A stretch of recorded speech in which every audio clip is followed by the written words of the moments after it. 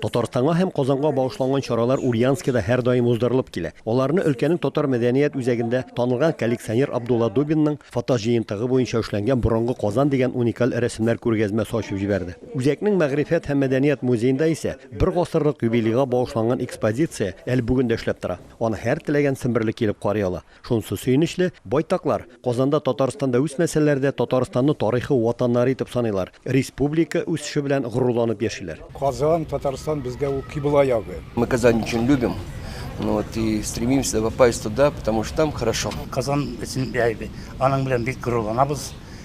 Безнең татар халкы бик бердәм. Өлкәнең татар милли мәдәни автономиясе оештырган бер генә чарада телне саклау, аны балаларга өйрәтү һәм быелгы халык санын исәпкә алу хакында сөйләшүдән башка узмый. Без һәммәбездән шушы залда утыручыларда, залга килә алмаганнарда, кем мин татар буларак, милләтемә, татар халкына нинди файда китерә алам дигән сорауны куярга тиеш бүгенге көндә.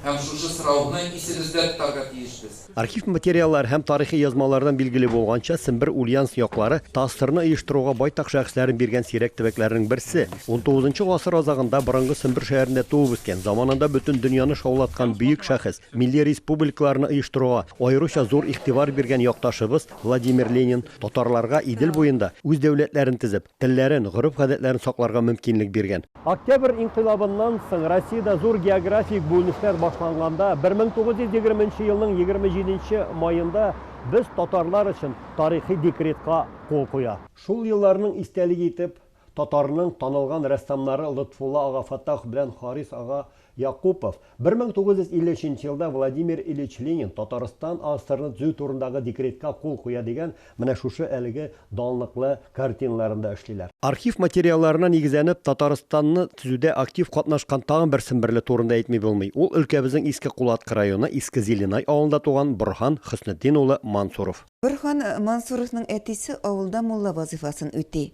Шулай итеп Борхан беренче дини белемне авылда әтисенең мәдрәсәсендә ала. Оннан 11 яшендә ул Әстерханга китә һәм Әстерханда мәдрәсәдә укыганда тәүге тапкыр революцион агымга керә. Борхан Мансуровның катлаулы һәм иҗади тормыш юлы һәрчак татар матбугаты белән бәйле була. Ул шул чорларда төрле шәһәрләрдә аерымлаганда Петроград, шулай ук Казанда, Мәскәүдә татар телендә чыккан коммунизм байрагы, хөррият, эшче, кечкенә иптәшләр, сугышчан, алласызлар, дин һәм фән газеталарында эшли, кайберләрендә редактор вазифасында башкара. Тайсырны оештырганда ул Мирсәет Сәетгалиев белән бергәләп Владимир Ильич Ленин белән очрашалар һәм Татарстан автономияле республика төзү турында сүз алып баралар.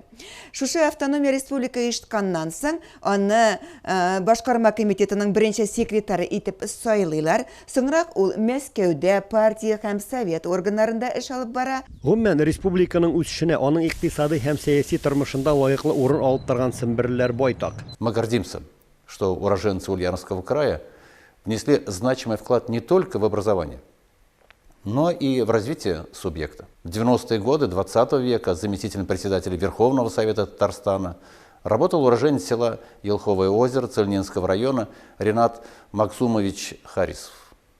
Секретарем Государственного Совета Татарстана была уроженка села Богдановка Радического района Нурсиня Файзирахмановна Абдрашитова. Богатая духовно-культурная жизнь края интересна не только жителям республики, но и гражданам всей России. Төбәкнең генә түгел, безнең дә тарихи ватаныбыз Татарстан тарихында да якты эз калдырган бу данлыклы якташлар турында өлкәнең татар мәдәният үзәге музеенда кызыклы гына уникаль экспонатлар һәм фоторәсемнәр, төрле елларда татар теленә чыккан газеталар саклана. Ульяновскидан манзара тапшыру өчен Рамис Сафин, Әхмәт Мөдәрисов.